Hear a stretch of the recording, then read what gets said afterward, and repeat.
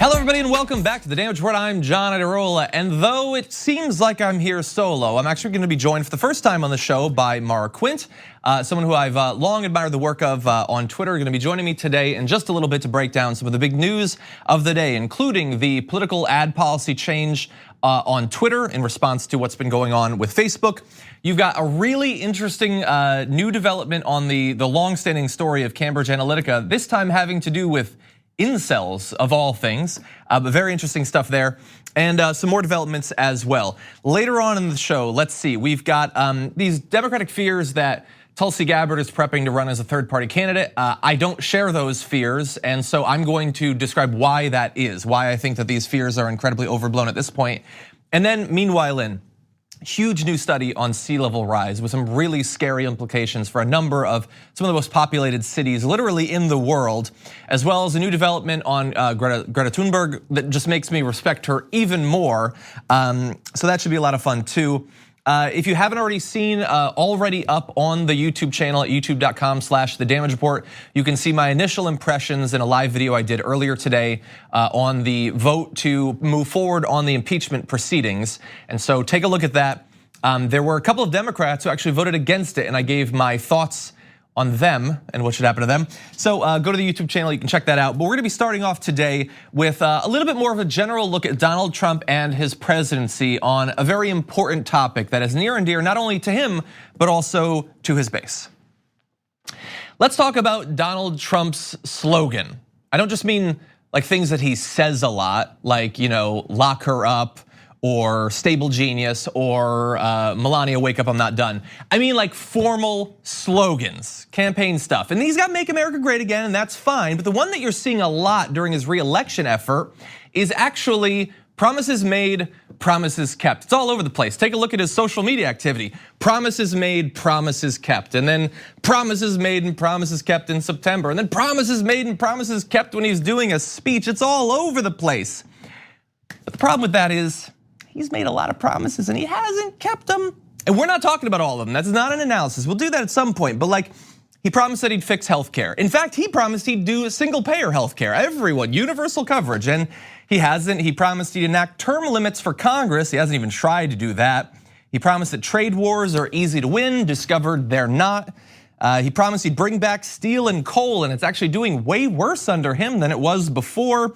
He promised that the wall on the border would be built, and it hasn't been, and he especially promised that Mexico would pay for it, and of course it hasn't, and it won't. But as important as those promises that he broke are, there's one that I think is more empirical and more obvious, and if the Republican Party, if the conservative movement, if the Tea Party was serious about the things it says it believes, this would be the cardinal sin, and that has to do with the national deficit and the debt.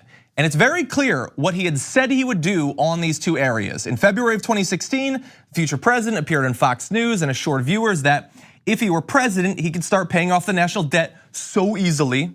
A month after that, in April 2016, Trump declared that he was confident that he could get rid of the entire multi-trillion-dollar debt, quote, fairly quickly. Pressed to be more specific, the future president replied, well, I would say over a period of 8 years. By July 2016, he was boasting that once his economic agenda was in place, quote, we'll start paying off that debt like water. I don't know what that means either, so don't feel bad that that doesn't seem to be an actual expression. It's not, just like he died like a dog. It's not an expression, he just thinks it is because he's a weirdo. But anyway, it was very clear there. National deficit is gonna be gone, national debt, we're gonna pay it off. So we're like 3 years into his presidency now, basically. How is he doing so far? So let's take a look at this promise made and see if it's also a promise kept. Well, the US government's budget deficit ballooned to nearly $1 trillion in 2019, according to the Treasury Department just a few days ago, as the United States fiscal imbalance widened for a fourth consecutive year, despite a sustained run of economic growth. So that's amazing. The deficit grew $205 billion, or 2016% in just the last year. The deficit is up nearly 50% in the Trump era. And considering when you actually mark the starting point for that, some say that he's increased it by 68%. So he's moving fast on it, but not necessarily in the right direction, actually.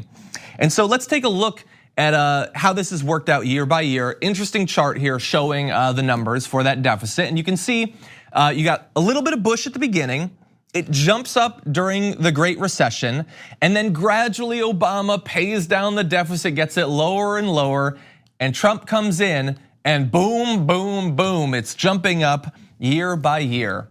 Actually, oddly, like it did under George W. Bush. And the weird thing is, they're the party that says that they're fiscally responsible, not like those tax and spend liberals.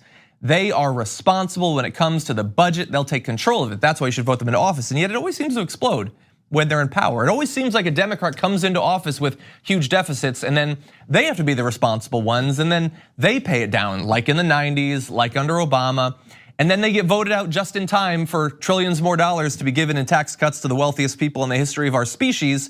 And then what do you know? It jumps up again. In fact, just as a quick side note, I was doing some analysis of the tax bill that Donald Trump passed, and that's responsible for 20% of the increase in the deficit. So he could have been a lot closer to accomplishing his promise if he had just not made good on his promise behind closed doors to the wealthiest people in America that he would give them untold riches. So that's the deficit, blowing up under Donald Trump, despite all of his assurances that that wouldn't happen. What about the debt? Okay, that's something that Republicans have been talking about for decades. It is unsustainable. It is a national security threat to America that our debt is as high as it is, and especially so much of it foreign debt. Well, the US is $3 trillion more in debt than it was when Mr. Trump entered the White House. In those 3 years, it rose 15% from $19.9 trillion to $22.9 trillion. And that really should not be surprising, because when the deficit is going up, that's what makes the debt. I mean, if you got $1 trillion deficit, I have a prediction for how much higher the debt is gonna be in a year. I think it's gonna be like $1 trillion higher, actually. We'll see, maybe he'll exceed that. But anyway, he has made this big promise, and he wants to run on keeping his promises. And this is one of the biggest ones that he has not kept. And you might recall the Tea Party, who came into office saying, immediately, as soon as Obama was sworn in, Tea Party rallies were all over the place. And it totally wasn't because he was black. It was totally just because of fiscal responsibility concerns. And they thought that they needed to make a big public show of how important the deficit is, how important the debt is. They elected congressmen and senators all over the place just on that. And yet, where have they been? Where have they been as they've been voting in favor of all of these priorities of Donald Trump that have exploded the deficit and increased the debt over and over and over again? It doesn't look good for them. It doesn't look like they were actually serious about those things. It certainly doesn't look like Donald Trump was serious time after time during the 2016 election when he promised that he would not do what he has now done. But here's the thing, Donald Trump still has one more year definitely as president, unless he's removed, which probably isn't gonna happen. He might even have 5 years. So while this is not a promise kept yet, there is still time. And I'm not saying I have a plan to get rid of the deficit, that I have a plan to get rid of the debt. Donald Trump has a plan. Not a plan that he revealed in 2016, but if you go back to 1999, Trump once proposed clearing the nation's debt at the expense of the rich. You can see a New York Times headline here. This was when he was doing an exploratory committee to run for president at that time. Because another lie was that he's never tried to run for president before. He totally has. But anyway, he said he had a proposal that the government should impose a one-time 14.25% tax on the net worth of individuals and trusts worth $10 million or more. That would raise $5.7 trillion, enough to pay off the national debt in a single year. So, we're talking now about Bernie Sanders and Elizabeth Warren, their wealth taxes. Donald Trump had a wealth tax way back in 1999. And the way he saw it, the rich can afford to pay a little bit one time to clear off this debt that we all seem to agree is such a threat to the future of America. Now look, the national debt is higher than it was back in 1999, which means that tax might have to be a little bit higher.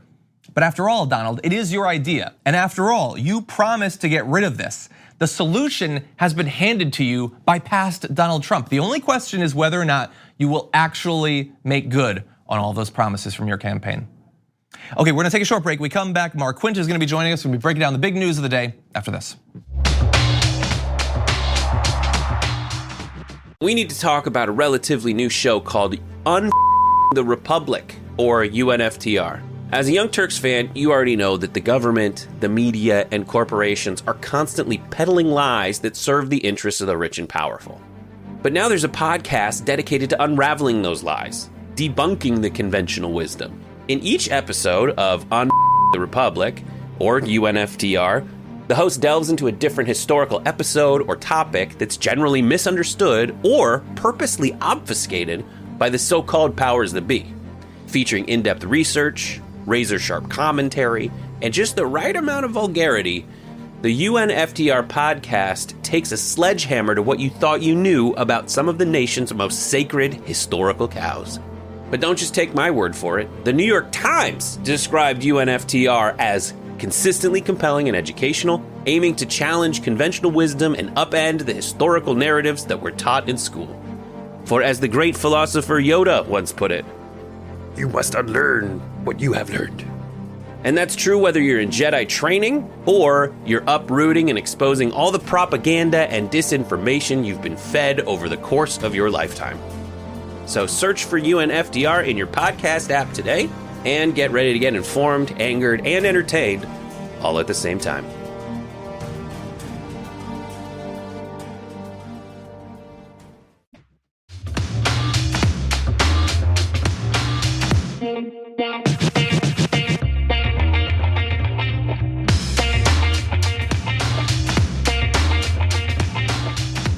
Facebook's attempt to clarify their policy on why exactly they will allow politicians to lie in political ads, it hasn't worked, and they're all over the place. But Twitter is very clear, actually. It was announced yesterday by Jack Dorsey, the chief executive.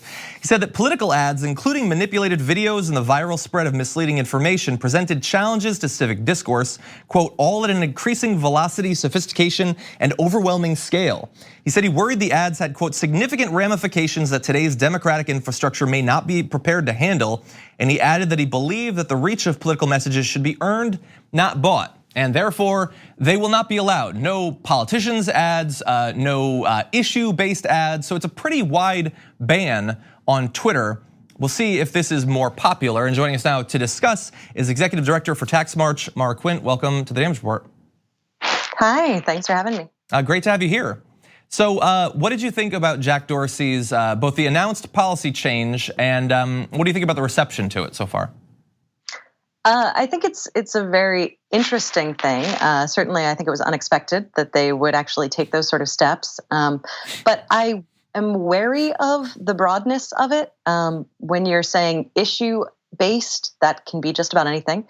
And then I'm also really concerned about Twitter's ability to actually enforce this in a real fair way, because we've seen in the past that they haven't really had a lot of, I'll call it luck, in actually doing things fairly and correctly. So I'm very hesitant. I have seen a lot of people thinking that this is a very good thing and being very excited about it. And I can certainly understand the happiness in seeing a media company at least seem to care and want to take some steps, but it's all about how they do it. And especially for Twitter, which has not seemed to care about most people's concerns about Twitter since the beginning of Twitter, actually.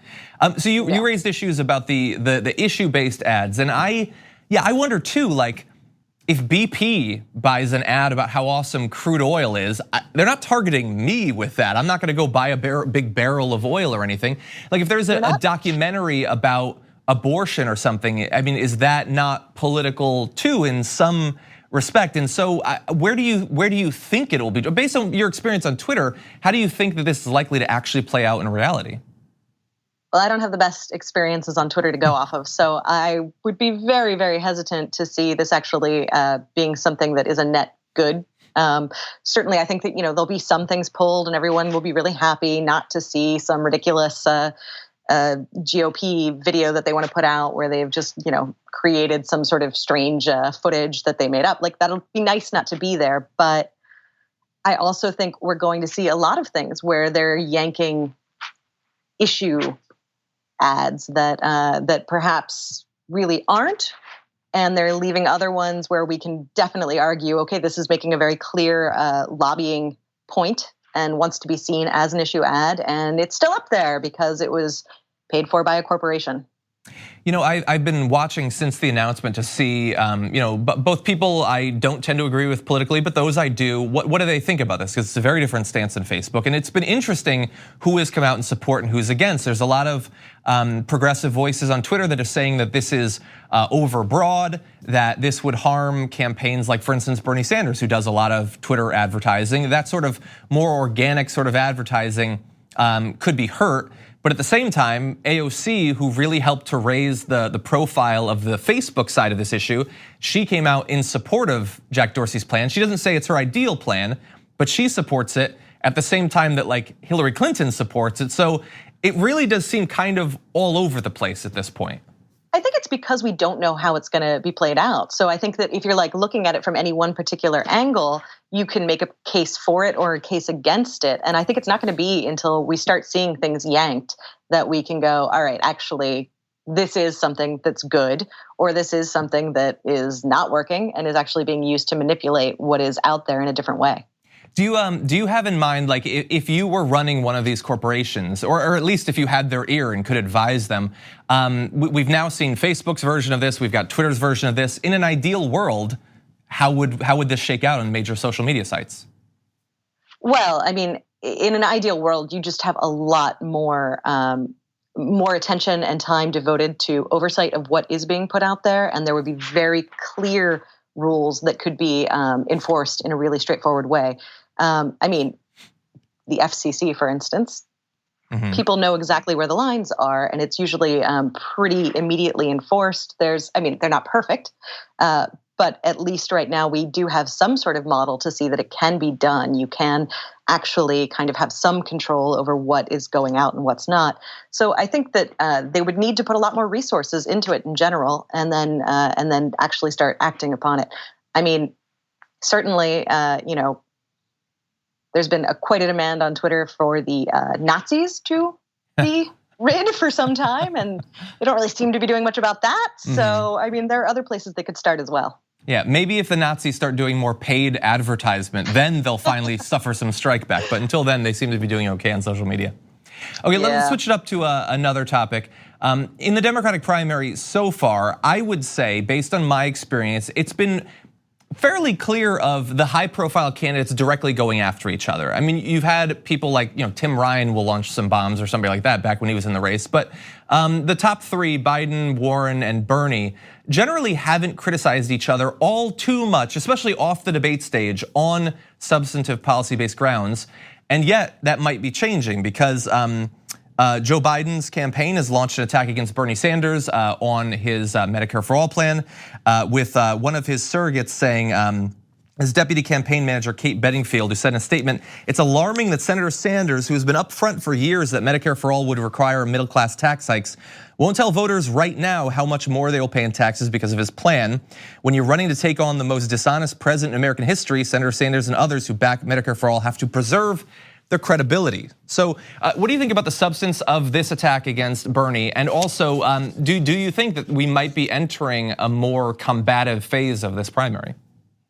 Yeah, I definitely think that we're at the start of that. I mean, we are now coming to the end of the year. We are going to have our Iowa caucuses right around the corner. So this is when, things are going to step up. I think it's a good sign for Bernie that Biden has chosen him to go after. And I can understand why Biden would want to start launching attack ads at this point. I mean, he's been dropping for some time. His polling is not going well, so he's got to start doing something a little bit more extreme or radical to kind of get more attention and to start taking some shots and hopefully, hoping that will help boost him. On the debate stage, I notice, I know, so look, just full, transparency, I support Bernie Sanders in the primary. He generally does not attack other candidates on the debate stage. He will respond if someone attacks him on the stage. And I wonder if, he's been pretty light on Biden, I would say, overall. I wonder if this might make the Bernie side, the Bernie campaign, feel a little bit freed up to go after Biden, since they plausibly will not be seen as being the one who threw the first blow, maybe? Sure, possibly. I mean, obviously that's what's set up now, but I kind of think one of the reasons that we haven't really seen Bernie be so aggressive towards other candidates on stage is because of his overarching message. I mean, he has really been very clear on the not me, us wording that they're using. And so what I've noticed from watching these debates a little too intently is that he tends to pull the focus back onto what he sees as his vision and what he wants to do, much more than actually just trying to go after other candidates. He's really, it seems, trying to win over the hearts and minds of the people watching based on what he wants the policies to be. Yeah. So I think that would probably keep going. And we should probably also bear in mind that the substance of attack matters, but also the media reaction matters. I mean, we had 2 debates where in one, Julian Castro was very aggressive and he was described immediately as being angry. And Pete Buttigieg was very aggressive in the next one. He was described as strong, and he was like pushing for his position. So depending on who it is, the media can sometimes react a little bit differently about people sort of being assertive and pushing for their agenda. Are you saying that the media covers people differently from one another? That's hinting at it. Crazy. Yeah. Okay. Okay, well, we'll see. We'll see if Bernie does. Okay, Maura, stick with us for just one break. We're gonna come back, a couple more topics to talk about. We'll be back in just a few.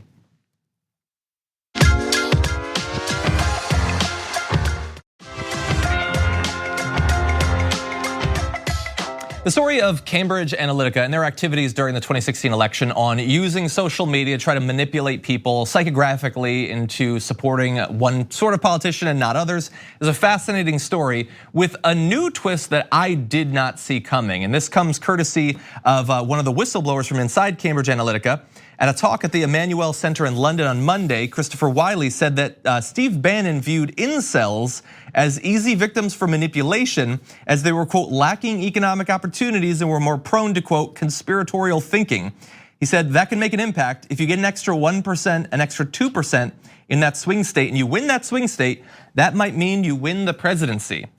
So Maura Quint joining us once again. I've heard a lot of explanations as to why the presidency went to Donald Trump. I haven't heard it placed on the backs of incels yet. It's kind of surprising that you haven't heard it placed on the back of incels yet, really. I mean, we were gonna get there eventually. So, this is not so much a surprise. I think it makes, a lot of sense given that what the Trump presidency was selling was telling you that there's somebody else who's responsible for your problems in a very direct way. I mean, they were really running on sort of a message of hate, and fundamentally, that's what you're looking at when you're looking at someone who identifies as an incel. There's somebody who is looking for an outside source to blame, and specifically an outside group to blame for what they perceive as some unfairness done to them. So, it's hand in hand. I mean, it makes sense. They should be probably their target market. Yeah, it's really fascinating. The Republican Party isn't necessarily sophisticated in many different ways, but one of the ways that they are sophisticated is they've been able to identify these seemingly disparate groups, all of whom are incredibly frustrated about something in their life, and then they all lash out at the wrong people who aren't actually causing it. So the incels hate women, and people who are related to incels, the pickup artist communities and all that, the men going their own way, the red pill and all that. You have the people who think that it's all about race. You have the Islamophobes and all of that. They all think that someone who is different than them demographically or psychographically is responsible for this. And somehow all of those groups have been sort of shepherded into the right wing, into supporting tax cuts for billionaires and banning Muslims from coming into the US. Yeah, they've done a fantastic job. I mean, their primary goal has always really been very economic and very, how can we give the wealthy more money? And so being able to manipulate people on this sort of societal level and then push them to just sort of take whole package these economic worldviews has been pretty impressive, definitely. And certainly in the reverse, it's something that the Democratic Party has really failed to do. They've failed to bring people together. And I think a lot of that is because one of the things that counters that and brings people together is some sort of hope, is bringing people together for a common good, and the Dems tend to splinter on any sort of messaging when it comes to that sort of thing. Yeah, I certainly agree with you. I don't want to see the DNC getting more savvy at enraging people towards different outgroups or anything. But it does seem like for seemingly millions of Americans, messages of like basically organizing around a 2-minute hate versus different groups certainly seems more appealing than a message of, raising the minimum wage or these other sort of societal goods that could actually improve the conditions of these incels and things like that. Are you worried that a political strategy might run up against like sort of inherent psychological flaws in humanity, that we are small-minded people that tend to be like, we have dark passions, we're prejudiced and all of that? I mean, we are, right? We all have that capacity for anger and hatred. And, not to be too Star Warsy, but it's very easy to give in to that sort of hate. And it's very easy to appeal to it. Hold it really fast, Maura. Feel free to be as Star Warsy as you want on this show. Good to know. Good to know. Okay, I'll start whipping out all the Star Wars references. But yeah, I think that's a really easy thing to do. You can walk up to someone and make them hate somebody else pretty quickly, really. You just have to know how to say it. And I think that the problem is the Dems they don't really want to do that, which, hey, that's good. But they don't know what else to do. And I think that we also, all of us share 2 other traits that we should be tapping into. One is that everybody wants just a nice life. Everybody wants to be, not be worried about where they're going to get food and have a place to live and generally exist in some sort of societal structure that isn't just sort of stepping on their backs all the time.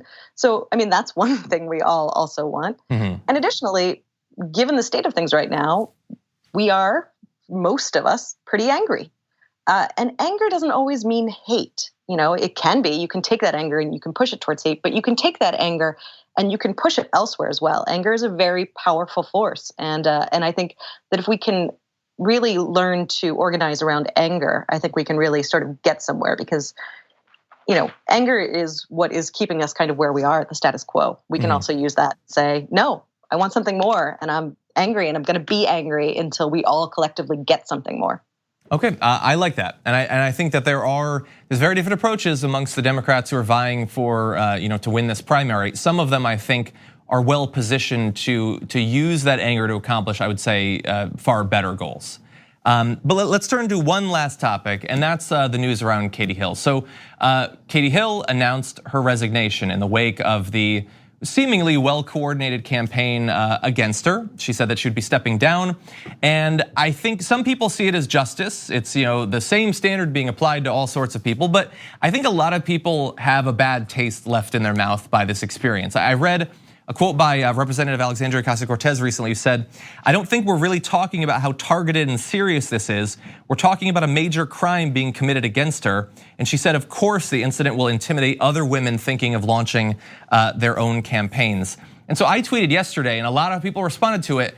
Can she reverse a resignation when it turns out that one of the people breaking the story had worked for the campaign against her? It feels dirty in a lot of different ways. It is dirty. It's incredibly dirty. We've seen plenty of elected representatives long before her who have engaged in far worse behavior, and some of them are still in office. I was kind of looking in to see who else was there, and I don't know how to pronounce his name, but he's from Tennessee, Scott DeJarle. He is currently in office. He had affairs not just with staffers, but with patients when he was a physician. He's strong pro-life, and he forced his ex-wife to get abortions. That is somebody who's still currently in office. Yeah. So obviously we know that this is not always the outcome. Representatives are not always forced to resign. And as AOC said, there's actually a crime being perpetrated against Katie. So, it's kind of even worse. The only difficulty or hesitation I would say is that it is very hard to be in the public view in general. Mm-hmm. And it's certainly hard to be a woman in the public space. And I would love for Katie Hill really to reverse her resignation, but I also would never ask or expect her to, because fundamentally, it's about what she has to do for her ultimately. Yeah. And it's unfortunately she's going through something terrible, regardless of whether or not she was serving or otherwise. So, I would be most concerned for her own mental health at this point. Yeah, and as you point out, it's not like it's over, it continues. And she's gotta be worried about other stuff that could be released or used against her or members of her family. As you say, it's hard to be a woman in the public eye. It's also obviously harder to be a woman in the public eye. And these standards that are being set up, either ethics standards for members of Congress or sort of societal expectations around certain things, we might like to think that they'll be applied evenly between men and women in public office and things like that, but they obviously won't be. There's good and bad ways, I think, to communicate around that. Nancy Pelosi recently said that this shows that young people need to be careful, which feels a little bit to me like victim blaming there. But and I know a lot of other people have been saying like, especially the revenge porn and things like that, using nude photos against people, that is not going to be used evenly against men and women, obviously. And so I feel like regardless of where people come out on Katie Hill, we need to start to think seriously about what's gonna happen next year, in 10 years, as there are more and more of these sorts of photos and more digital information available that can be used to destroy people unequally. Absolutely. I mean, I think we also generally are still very puritanical in a lot of our mindsets as a country. And we definitely have a hard time still with women being sexual at all, especially if they're owning their own sexuality, which what we've seen from Katie is that she was somebody who did and does. And that alone is like terrifying, I think, to a lot of the population. And fundamentally, we have to change our attitudes on that. And I think we will. I hope to see us do so, because we are going to be seeing more and more people in positions of power who have a lot more of a digital footprint. It's just going to happen. So I think that probably our mindsets will change. I wish there was a way to speed it up and get us there quickly, but I don't know how that would be. I don't know either, and I would love that on a lot of different areas. Maura, Quint, thank you so much for joining us today on the show. Thank you for having me. We're gonna take a short break here. When we come back, lots of concerns in the press about Representative Tulsi Gabbard running as a third-party candidate. I don't share those concerns, and I have a video clip that I think will demonstrate why I don't share them after this.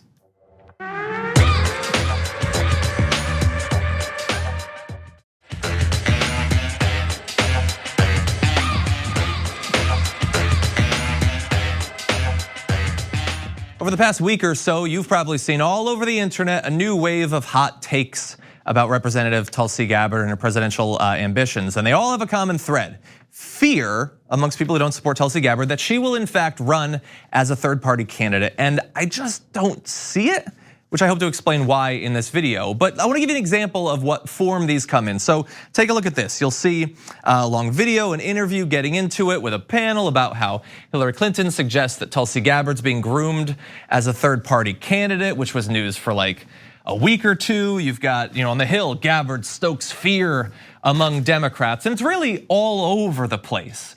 This concern that we're gonna take a look and a particular statement or a particular tweet or a particular action or a particular way of campaigning, all of it secretly means that although she says she's serious about running as a Democrat, she in fact is just going to run as a third-party candidate. And what might that do to the 2020 election? And I don't share those concerns because I've looked at the actual evidence, and she has been incredibly clear about third-party candidacies. And so let's take a look at something. This is just back at the end of August, just a little bit ago. Here she is. Earlier this month, you told our political reporter Caitlin Huey-Burns that you would support the Democratic nominee if you end up not winning the primary. Is there any policy a Democratic nominee could hold that would persuade you not to endorse them in the general election? No, I am, as are all of the other candidates that I'm aware of running for president, committed to defeating Donald Trump in 2020. I look forward and hope to be able to earn that nomination myself, but if not, then I'll join with others in making sure that that happens.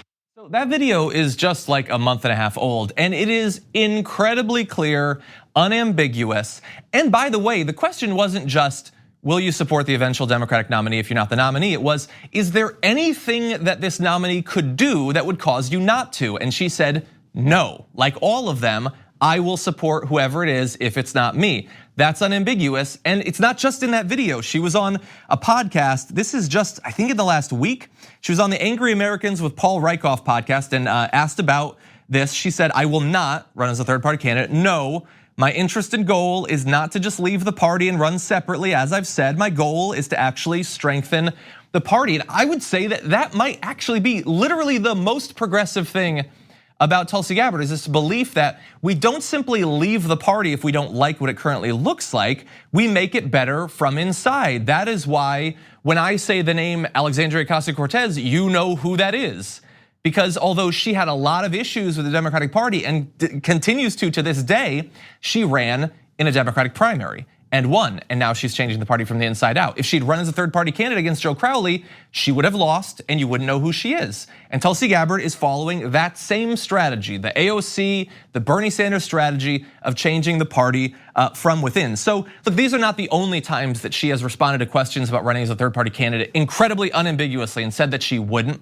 There are others, but this is enough. And I know what some of you are saying, but she's not running for re-election in the House, and that's really suspicious. And I get what you're saying, but there are other explanations why she might not run for re-election. And I know you might be thinking, well, okay, yes, those quotes are unambiguous, but she could still change her mind. And yes, technically that could happen. And considering how unambiguous she's been year after year on this topic, if she were to change her mind and run as a third-party candidate, that she would have no credibility whatsoever. Every actual progressive would have it on them to denounce her because she has been so clear about what would actually be accomplished by her running as a third-party candidate. But she's not doing that. And so these fears really seem misplaced. And the thing is, it's not a new thing. Like, I don't know why you're not supposed to talk about the 2016 election and how progressives voted in that way. Like, you're supposed to pretend that they didn't, but you might remember 2016, Bernie Sanders campaigned for Hillary Clinton after the primary was over. Okay, he gets attacked for not doing that, he did. And Tulsi Gabbard also supported Hillary Clinton in the general election. Here she is talking about this in August 2016. "Given the remaining choices, like Bernie Sanders, I will be casting my vote for Hillary Clinton." Because she didn't want Donald Trump to become president, and she knew that voting in any other way does not lower the chance that Donald Trump becomes president. And so, look, people like to think that's an inconvenient truth. You're not supposed to acknowledge that. But she was loyal to her party in 2016. There is no reason to believe that she will not be now. And look, honestly, let's say you were to discount all of this. Let's say, let's not listen to what she said. Let's not look at what she's done. But what if she did anyway? What if she ran? The fear, of course, is founded in a belief that it would increase the chance that Donald Trump gets reelected. But honestly, I don't even think that that's necessarily proven. First of all, third-party candidate support is more complex than most people seem to think. A ballot access expert, Richard Winger, said, "These people who throw around spoiler are ignorant of the research that contradicts their thinking. It just drives me crazy. There's all this sophisticated psychological research and historical data that gets ignored, and people just assume that a Green Party candidate or somebody like that hurts Democrats automatically. And it's just not that clear. It's not clear at all that people who support a third-party candidate would, in the absence of that candidate, vote some other way or indeed vote at all. And you can look into that research too. And even if your concerns are specific to Tulsi Gabbard, who again has said that she wouldn't do this, if she did, if you actually go into the crosstabs, for instance, I looked at a recent survey that just came out in the last couple of days where she was doing a little bit better in the Democratic primary than previously. If you look at her favorability, for instance, broken down into different groups, what you see there doesn't imply that she would draw a ton of focus away from the Democratic nominee. It actually implies that it might go the opposite way. Her favorability rating in the primary amongst people who support her is more than twice as high for self-described Republicans than Democrats. It's more than twice as high for self-described conservatives as liberals. And so if she were to actually run, which again, she says that she won't, it might be that it's a bit of a wash or could even hurt Donald Trump in some areas, that disaffected Republicans who like Tulsi Gabbard on one or another of issues, perhaps foreign policy, which is her hallmark issue, might actually choose to support her rather than supporting the Republican nominee. So look, best case scenario for people who are really worried about this is that it's a complicated issue, but far more likely, she's been incredibly clear about what she actually plans to do if she doesn't get the nomination. And so I think that we can at least wait and see and not hyperventilate in the lead up to that. Okay, we're gonna take a short break. We come back, meanwhile, in news from around the world.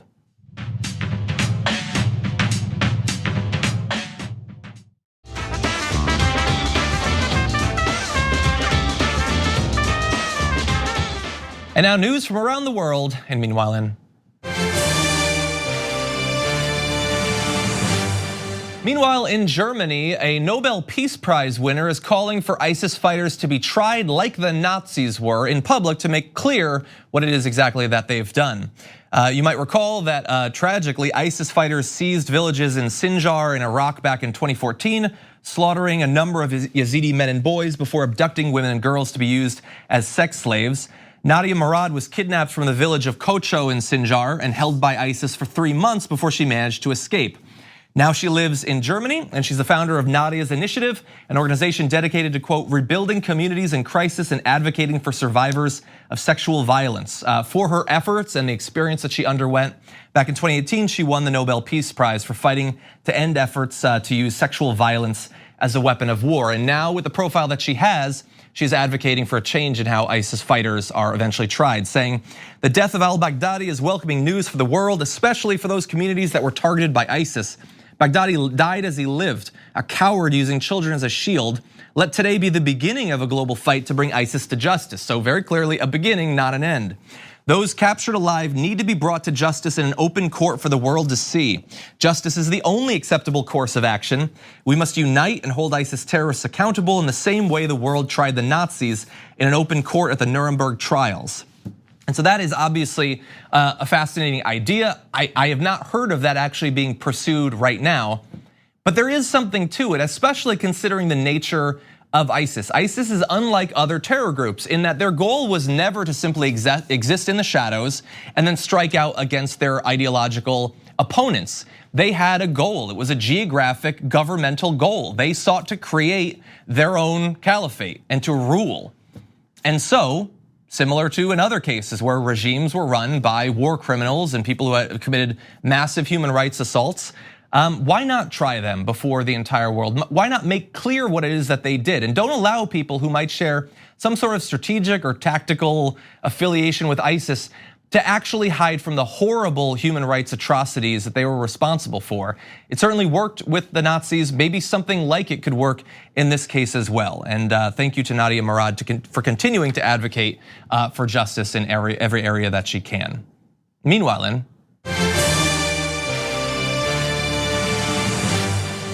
in Sweden, Greta Thunberg has been awarded an environmental award with a cash prize for her efforts. And in response, she has said, no, I don't want it. And she explained why. She said, I have received the Nordic Council's Environmental Award in 2019. I've decided to decline this prize. Here's why. The climate movement does not need any more awards. What we need is for our politicians and the people in power to start to listen to the current best available science. The Nordic countries have a great reputation around the world when it comes to climate and environmental issues. There's no lack of bragging about this. There's no lack of beautiful words. But when it comes to our actual emissions and our ecological footprints per capita, if we include our consumption, our imports, as well as aviation and shipping, then it's a whole other story. So until you start to act in accordance with what the science says is needed to limit the global temperature rise below 1.5 degrees or even 2 degrees Celsius, I and Fridays for Future in Sweden choose not to accept the Nordic Council's environmental award nor the prize money of 500,000 Swedish kroner. Best wishes, Greta Thunberg.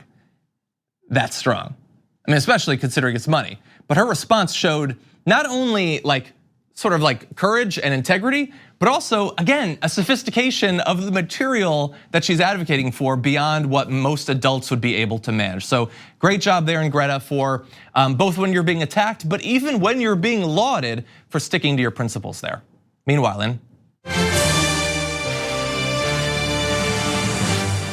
Meanwhile, in the oceans, they are arising and apparently rising worse than we thought. A new study shows that more than 3 times as many people are in direct peril from rising oceans than previously considered. Take a look at a comparison with the old data and the new data. Here is Vietnam, where 20 million people live. You can see that it was always going to be bad for them as the oceans rose, but in the end, there is not going to be much of the entire country left once the oceans are done. Heading over to Bangkok, you can see a very similar story. It was going to be bad. It is going to be devastating by 2050. On to Shanghai, where obviously many, many people live. Let's jump to Shanghai here. You can see that area, again, will be decimated. Best case scenario, it becomes an archipelago, effectively, where millions and millions of people will have to flee ahead of the changes. In Mumbai, too, another heavily populated area, It didn't look too bad, except for the outlying areas, but where Mumbai now stands, an ocean will soon stand. This is devastating, and by the way, even this, as is always the case, it's kind of an understatement because they're not even factoring for population growth between now and 2015 or coastal erosion. This is simply changing ocean levels. So as bad as that looks, it's gonna be worse. And I've looked here in the US as well.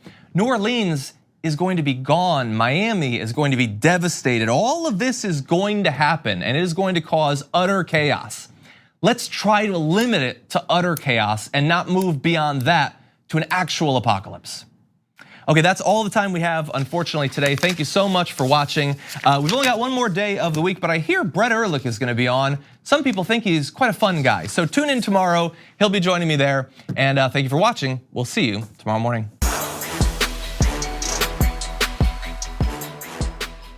Thanks for listening to the full episode of The Damage Report. Support our work, listen ad-free, access members-only bonus content, and more by subscribing to Apple Podcasts at apple.co/TYT. I'm your host, John Adarola. I'll see you soon.